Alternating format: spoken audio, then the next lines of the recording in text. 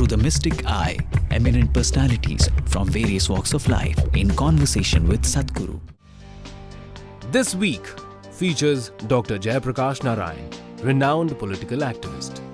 Known for his outstanding commitment to clean politics and citizen-centered governance, Mr. Narayan is a former Indian Administrative Service officer and is the current founder of the Lok Satta movement. The current MLA of Kukatpalli, he describes himself as a physician by training, a civil servant by choice, and a Democrat by conviction.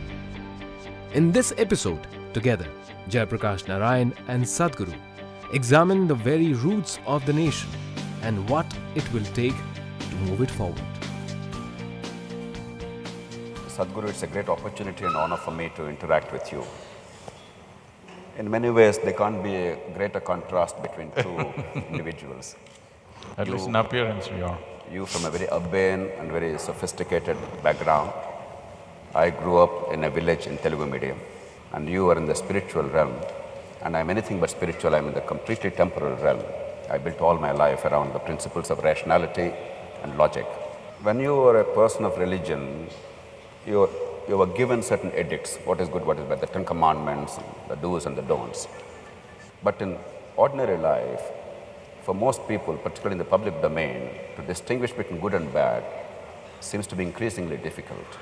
I've always held that there are two realms, the individual gain, and the second is the public good. If one is clashing with the other, if my personal gain is clashing with the public good, then that is something bad. If both are in harmony, then that is something good. That seems to me to be a workable definition of what is good and bad for ordinary interaction between the citizen or individual and the community and the society. What are your thoughts on that? See, once you start a debate as to what is good and what is bad, this debate can go on forever without coming to a conclusion. Obviously, you have debated this within yourself and around yourself for many years, and still there's no conclusion. And believe me, people have been debating this for thousands of years, and still there is no conclusion. Essentially, it boils down to this: what I do is good, what you do is bad. That extends to the society, to politics, to various things. Whoever is in a position of power, who is in a position of dominance, they may not spell it out so crudely, but in so many ways they're telling you, what I do is right, what you do is wrong. So ultimately it becomes about whoever is in a state of advantage is right, whoever is in a state of disadvantage is wrong. Well, that principle is the basis of all exploitation and all the ugliness that you see on the planet. So instead of starting a debate on what is good and what is bad, I think what we need is what is appropriate and what is inappropriate to our times, to our society, to our existence here, to our level of economics. What is right and what is appropriate and what is inappropriate. Tomorrow if our conditions change, the appropriateness changes, then there will be no clashes. Constantly the clash between the previous generation and this generation, between one human being and the other human being is, your ideas of right and his ideas of right are so different. Parents and children are fighting, administration and people are fighting, management and union is fighting, simply because your ideas of good and bad are very different, and it's always different. Within the family, between the husband and the wife, basic unit of the family, their ideas of right and wrong are very different. So once you enter that space, you are entering into an endless controversy, no possibility of a solution. But if you look at appropriateness of action, then we can arrive at what is the appropriate thing to do in our society, for our conditions, for our limitations. Sadhguru, that brings me to the question of ensuring that the moral conduct is actually upheld.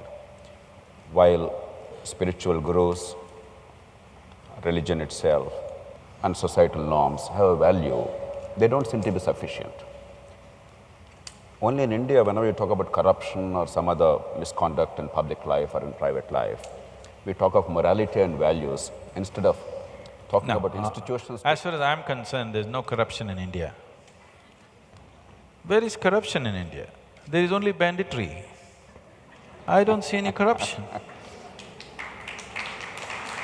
Because corruption means you come to me and you want a favor to be done, I'm willing to do it, but under the table I want 2 rupees from you. This is corruption. That is what's happening. I is break plunder. your head and I take everything that you have, this is not corruption. It's just plunder. So when we talk of all these evils in the public domain, oftentimes we talk of values in this country rather than enforcing a certain code of conduct. Unless the laws of the land, unless the enforcement mechanism are strong enough to enforce a certain code of conduct and prove that there is punishment for bad behavior and reward for good behavior, I'm afraid values in themselves will not for long sustain us. Not at all.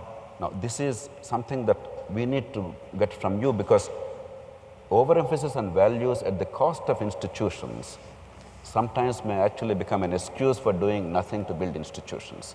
What institutional mechanisms we need to build, in your estimate, to build higher levels of public integrity, higher levels of civic conduct? See, one important thing that India needs to do is to simplify the laws in a way that everybody understands it. Right now, it's so complex and so ambiguous, nobody really knows what it is. And because there is so much ambiguity, it creates so much gray areas, which breeds corruption endlessly. If there is no ambiguity, somebody just couldn't come and ask money out of me to do some work, isn't it? There is so much ambiguity. These laws were largely created by the English because they wanted ambiguity, so that they could interpret it whichever way they want. If they want to pick you up tomorrow morning, they want to pick you up and there's a good enough reason. We have still kept the same laws, and even today it is true, the law can just come and pick you or me up now, and I don't know what I have done, but he can pick you up and they can produce something, number, whatever, criminal procedure code, some damn number that I'm not aware of, and they can say, you did this. Because it's such an ambiguous law, this is good to control foreign nations if you occupy them, not for our nation to move ahead. Too much ambiguity. You can see million examples like this in the country, where laws are unnecessarily complicated and ambiguous, which is essentially breeding ground for corruption. Now, Sadhguru, I hear you saying that A, the cultural ambience in which you live, that matters about the appropriateness, and B, it changes from time to time, generation to generation. In other words, people sometimes confuse taboos with morals, the changing fashions and attitudes with morals. But unless we have some kind of a yardstick which is measurable and somewhat universal in guiding our behavior and dealing with the society at large, or perhaps even in nature, how are we going to give people a yardstick other than religious edicts? That is the challenge for many agnostics, because we can't go by the 10 Commandments merely because God gave us those. We can't go by the Gita because Lord Vishnu told us so. We need a temporal yardstick. We need an institutional mechanism to be able to measure and say, this is right, this is wrong, a talisman.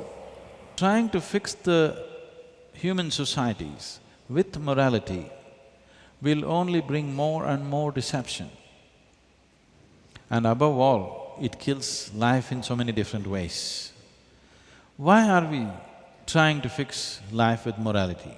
Essentially because we have never bothered to stir up humanity. There is something called as humanity within us. If you stir up this dimension, which we call as humanity, when somebody is feeling very human, he doesn't need morality. He will be fine the way he is. But instead of being a human being, he becomes a Christian or a Hindu or a Muslim or an Indian or a Pakistani or this or that, or so many things, caste, creed and many things. So instead of a human identity, he takes on a different identity. Now you can do most horrible things with great pride. Yes, you can kill thousands, not one, you can kill thousands and feel really good about it. I did it. Because I did it for the nation, I did it for my religion, I did it for my caste, creed, whatever else. So your identity is shifting from your fundamental identity to make-believe identities. It may serve limited purpose. We are a nation because we have to politically manage ourselves. It is not some divine dictum that this is a nation like this. We are the people who drew the lines, isn't it? Now we believe that's how it is. For certain functional realities, we draw lines, but that is not the reality. So a human being should essentially be identified as a human being, not by his religion, not by his race, not by his caste, creed, nationality, no. If he sits here as a human being, you will see he does not need morality. He will be fine. And that's what is needed in the society, to stir up humanity, not morality. That's it. That's a terrific message, Sadhguru. Essentially what you're advocating is that go beyond the individual, go beyond the sect and the creed and embrace humanity itself, and you will not go wrong in your actions. I'm not saying embrace humanity, I'm saying you are human, isn't it? I don't have to teach you to be human, you are human. The problem is, somebody else has taught you that you are something else. Somebody else has told you you're Indian, somebody else has told you you're Hindu, somebody else has told you you're Muslim. But the reality is you're human. If you travel 100 kilometers in India, people look different, they dress differently, they speak differently, different languages, our food is different, everything is different. But still, for over 10,000 years, the whole world has referred to us as one nation. Though we were over 200 political entities at some time, still, we've been doing trade with Syria, Jerusalem, Damascus, Jerusalem, Greece, all these places for over 8,000, 10,000 years. Even at those times, they referred to this country as Hindustan, though there were 200 entities. It was referred to as one nation, as Bharatvarsh or Hindustan or whatever the name. Because somewhere people saw this as one nation, though it was ruled by many kings. Because there was one ethos, which is something that the politicians and administrators and the people have never paid attention to. The only thing which keeps us as one nation is a certain fundamental spiritual ethos, which is not on the surface, but which is always there. In the sense, people recognize this as one nation from outside because they all believed in something. This nation has never been a nation of believers. We have been a nation of seekers because spiritual process has been the main thing. Here people are not believing in God, they're seeking mukti or liberation or freedom. There is a difference between a seeker and a believer. A believer means he's made a conclusion. A seeker means he's wide open. He's realized that he does not know, that's why he's seeking. This one quality set us apart from the rest of the world, so outside world recognized as one nation, though there were so many political entities. We need to understand even today, it is only this spiritual thread which is keeping this as one nation. Right now it's being systematically hacked at. If you break this one thing, after 25, 30 years, you will wonder, why are we one nation? And we will break. If you do not strengthen the fundamental spiritual ethos of this nation, if you hack it down with beliefs and other kinds of identities, you will see, you will break up into various nations, you will not be one nation. Sadhguru, I hear you clearly and I entirely agree with you that unless unity and order are kept even above liberty, if necessary, if there is a clash, we are in danger. This is the reality of existence. If you sit here as a piece of life, you instantly know that there is nothing in the existence with which you are not connected.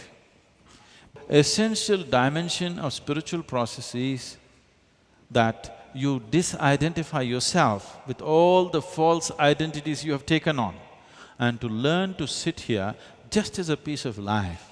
If you sit here as a piece of life, and throb as a piece of life, breathe as a piece of life. You know, this happened a few years ago because you mentioned this project Green, hence I'm bringing this on.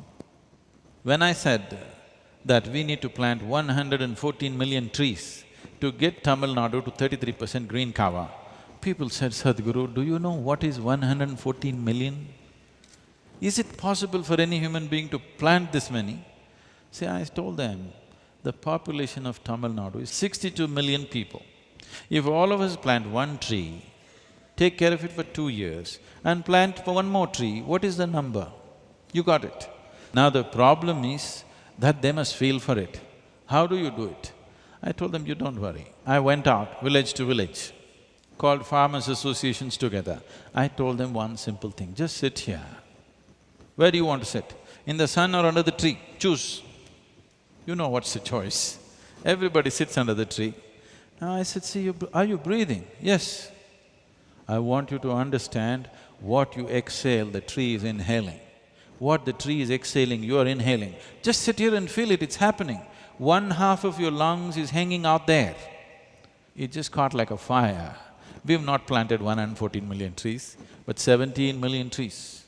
And Tamil Nadu's green cover has officially gone up by 7.2%.